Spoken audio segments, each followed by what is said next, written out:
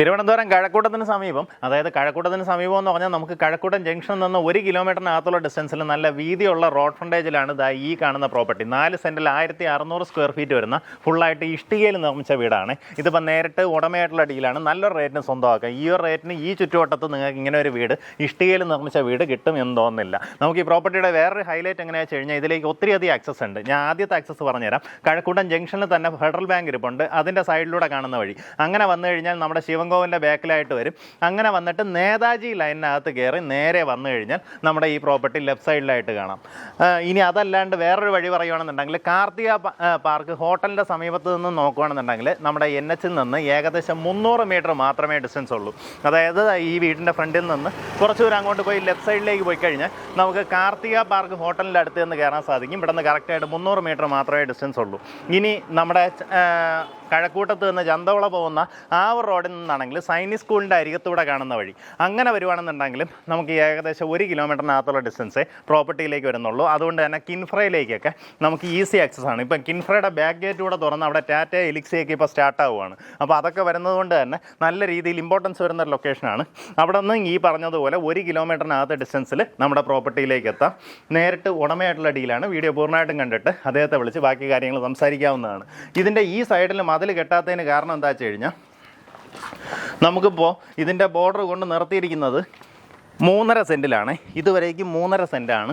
നമുക്കിത് ടോട്ടലായിട്ട് 4 സെൻറ്റിലുള്ള വിലയാണ് ഞാൻ ഇന്ന് പറയുന്നത്. നമ്മുടെ ഈ തെങ്ങ് നിൽക്കുന്നുണ്ടോ, ആ തെങ്ങ് തൊട്ട് ഇങ്ങനെ വരുമ്പോഴത്തേക്ക് ഒരു 1/2 സെൻറ്റ് കൂടെ ഇതിനകത്ത് കൂട്ടി ടോട്ടലായിട്ട് 4 സെൻറ്റും 1600 സ്ക്വയർ ഫീറ്റ് വീടുമാണ് വിൽപ്പനയ്ക്കുള്ളത്. ഇതും അദ്ദേഹത്തിൻ്റെ തന്നെ പ്രോപ്പർട്ടിയാണ്. ഇനി നിങ്ങൾക്ക് അതിൽ എന്തെങ്കിലും കൂടുതൽ വാങ്ങണമെന്നുണ്ടെങ്കിലും അതേമായിട്ട് സംസാരിച്ച് നിങ്ങൾക്ക് ഡീലാക്കാവുന്നതാണ്. ഇനി 1 സെൻറ്റ് കൂടെ എങ്ങാനും വീടിനോടെ ചേർക്കണമെന്നുണ്ടെങ്കിലോ അങ്ങനെ എന്തെങ്കിലും ഐഡിയ ഉണ്ടെങ്കിലും ചേർത്തെടുക്കാവുന്നതാണ്. മുൻവശം നോക്കുകയാണെന്നുണ്ടെങ്കിൽ നാച്ചുറൽ സ്റ്റോണാണ് പാകിയിട്ടുള്ളത്. ഫുള്ള് കരിങ്കല്ലാണ്. ഇതാ ഇവിടെ എല്ലാം നമുക്ക് കുറച്ച് ഗാർഡനിങ് വർക്കൊക്കെ ചെയ്യാനുള്ള പ്രൊവിഷൻ ഉണ്ട്. ഇങ്ങനെ ഒരു വരാന്ത സ്പേസിൽ നിന്നാണ് ഉള്ളിലേക്ക് പോകുന്നത്. മുൻവശത്തുള്ള വാതിൽ നമുക്ക് ചെയ്തിട്ടുള്ളത് പ്ലാവിൻ തടിയിലാണ്. നമ്മൾ നേരെ കയറി പോകുമ്പോൾ ഈ ഭാഗത്തായിട്ട് നമ്മുടെ ലിവിങ് സ്പേസ് വരും. ഒത്തിരിയധികം ഇൻറ്റീരിയർ വർക്കുകൾ ചെയ്തിരിക്കുന്നതായിട്ട് കാണാം. സീലിങ്ങിന് നോക്കി ഇങ്ങനെ ലൈറ്റ്സ് ഒക്കെ കൊടുത്ത് നീറ്റായിട്ടുള്ള ഇൻറ്റീരിയർ വർക്ക് ചെയ്തിട്ടുണ്ട്. ഈ ഭാഗത്തായിട്ട് നമ്മുടെ TV യൂണിറ്റ് പ്ലേസ് ചെയ്യാവുന്നതാണ്. ഇവിടെ ഉള്ളൊരു കളർ തീം നോക്കുകയാണെന്നുണ്ടെങ്കിൽ ഒരു വൈറ്റും ഇതുപോലുള്ളൊരു വുഡൻ തീമുമാണ് നമ്മുടെ കളർ തീം കേട്ടോ. അത് തന്നെ നമുക്ക് എല്ലായിടത്തും കാണാൻ സാധിക്കും. ഒത്തിരി വലിയൊരു TV യൂണിറ്റ് വെക്കാവുന്ന രീതിയിൽ വലിയൊരു സ്പേസാണ് പ്രൊവൈഡ് ചെയ്തിട്ടുള്ളത്. ഇവിടെ ആയിട്ട് നമ്മുടെ ഡൈനിങ് സ്പേസ് വരും. ഈ ഭാഗത്തായിട്ട് ഡൈനിങ് വരും. ഇതിൻ്റെ പുറത്ത് ഇത് കളർ പോയതല്ല കേട്ടോ. ഇതിൻ്റെ പുറത്തൊരു കോട്ടിംഗ് ഉണ്ടല്ലോ, ആ കോട്ടിംഗ് ഇതുവരെയും റിമൂവ് ചെയ്തിട്ടില്ല. അപ്പോൾ അത് നിങ്ങൾ താമസത്തിന് വരുന്ന സമയത്ത് റിമൂവ് ചെയ്ത് കഴിഞ്ഞാൽ നല്ല നീറ്റായിരിക്കും.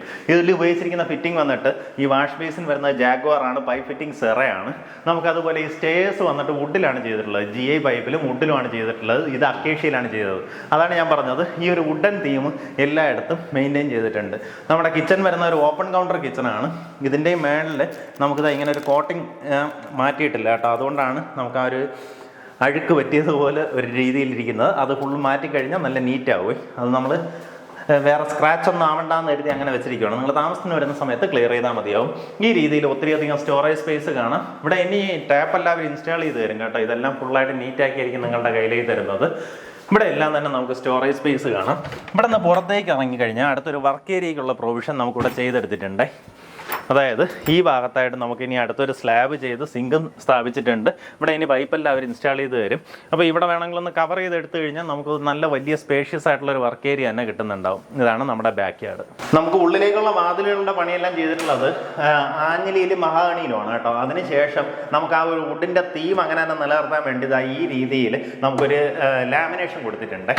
കയറി വരുമ്പോൾ നമ്മുടെ ഇവിടെ നോക്കി ഒരു 4 പള്ളിയിലെ വലിയൊരു കബോർഡാണ് ചെയ്തിട്ടുള്ളത്. അതിൻ്റെ താഴെ തന്നെ നമുക്ക് ഇതുപോലെ ഒത്തിരിയധികം ഡ്രോയേഴ്സ് കാണാം. ഈ ഭാഗത്ത് നമുക്കൊരു വർക്ക് ടേബിൾ കൊടുത്തിട്ടുണ്ട്. അതിനോട് ചേർന്ന് തന്നെ ഒരു മിറർ സ്ഥാപിച്ചിട്ടുണ്ട്. അറ്റാച്ച്ഡ് ബാത്റൂമോട് കൂടിയിട്ടുള്ള റൂമാണ്. ബാത്റൂമിനകത്തിന് നമുക്ക് കുറച്ച് പൈപ്പ് ഫിറ്റിങ്സ് ഫിറ്റ് ചെയ്യാനുണ്ട്. അതെല്ലാം ചെയ്ത് നീറ്റാക്കി തരും. ഇതിൽ വരുന്നത് ഇത് എസ്കോയുടെ വാഷ് ബേസിനാണ്. ക്ലോസറ്റ് വരുന്നത് സെറയാണ്. നമുക്ക് മുൻവശത്തല്ല ഇതുപോലൊരു 1 സൈഡഡ് ഗ്ലാസ് ആണ് കൊടുത്തിട്ടുള്ളത് കേട്ടോ. അതായത് ഇവിടെ നിന്ന് അങ്ങോട്ട് കാഴ്ചയുണ്ട്. നമുക്ക് അവിടെ പുറത്ത് നിന്ന് ഇങ്ങോട്ടേക്ക് നോക്കി കഴിഞ്ഞാൽ നമുക്ക് കാണാൻ പറ്റത്തില്ല.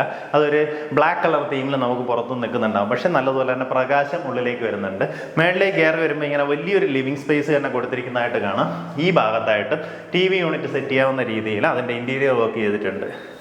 ഇവിടെ ഇങ്ങനെ സ്ലൈഡിങ് സ്ലൈഡിംഗ് ഡോറാണ് കൊടുത്തിട്ടുള്ളത്. ഇവിടെ നമുക്ക് ടെറസിലേക്കുള്ള എൻട്രി ഉണ്ട്. ഇതാണ് നമ്മുടെ പിൻവശത്തേക്കുള്ള വ്യൂ. സൈഡിലേക്ക് നോക്കുവാണെങ്കിൽ ഒത്തിരിയധികം വീടുകളുള്ള നല്ലൊരു ലൊക്കേഷനാണ്. സീലിങ്ങിലൊക്കെ നോക്കുവാണെങ്കിൽ ഇവിടെ എല്ലാം തന്നെ ഇതുപോലെ വർക്കുകൾ ചെയ്തിരിക്കുന്നതായിട്ട് കാണാം. ഇതാണ് നമ്മുടെ ആദ്യത്തെ ബെഡ്റൂം. താഴത്തെ നിലയിൽ കണ്ട അതേ രീതിയിലുള്ള സെയിം ലേഔട്ടിൽ സെയിം ഡിസൈനിൽ ചെയ്തിട്ടുള്ള ഒരു ബെഡ്റൂമാണ്. ഇതുപോലെ ഇൻറ്റീരിയർ വർക്കുകൾ ചെയ്തിട്ടുണ്ട്, കബോർഡ് വർക്ക് ചെയ്തിട്ടുണ്ട്, മിറർ ചെയ്തിട്ടുണ്ട്, വർക്ക് ടേബിൾ ചെയ്തിട്ടുണ്ട്. അറ്റാച്ച്ഡ് ബാത്റൂമോട് കൂടിയിട്ടുള്ള റൂമാണ്. നമുക്ക് ഇതിനകത്ത് വരുന്ന വാൾ മൗണ്ടഡ് ക്ലോസറ്റ് ആണ്. അപ്പോൾ അതിൻ്റെ ആയിട്ടുള്ള ഫിറ്റിംഗ്സ് എല്ലാം ഈ ബാക്കി ചെയ്തെടുക്കാനുണ്ട്. ഷവർ യൂണിറ്റ് എല്ലാം ചെയ്ത് നീറ്റാക്കി നിങ്ങളുടെ കയ്യിൽ തരും. ഇതാണ് നമുക്ക് മേളത്തെ നിലയിലെ രണ്ടാമത്തെ ബെഡ്റൂം. ഇതൊരു കിഡ്സ് ബെഡ്റൂം എന്നുള്ള രീതിയിലാണ് വിഭാവനം ചെയ്തിട്ടുള്ളത്. അതായത് രണ്ട് സൈഡിലും രണ്ട് പിള്ളേരുണ്ടെങ്കിൽ രണ്ട് പേർക്കും രണ്ട് കബോർഡ്, ആ രീതിയിലാണ് ചെയ്തെടുത്തിട്ടുള്ളത്. ഇതിൻ്റെ മിഡിലിൽ നമുക്കിത് ഇങ്ങനെ ഡ്രോയേഴ്സ് അടക്കം സെറ്റ് ചെയ്ത് ഇവിടെ നിന്ന് പുറത്തേക്ക് വ്യൂ കിട്ടും. പക്ഷേ അവിടെ നിന്ന് ഇങ്ങോട്ടേക്ക് നോക്കാൻ പറ്റത്തില്ല കേട്ടോ. ഇവിടെ നിന്ന് നോക്കിക്കഴിഞ്ഞാൽ നമുക്കിത് ആ വീടുകളെല്ലാം കാണാൻ സാധിക്കും. ഓപ്പോസിറ്റ് നോക്കി ഈ രീതിയിൽ വീടുകളെല്ലാം നമുക്ക് കാണാൻ സാധിക്കും.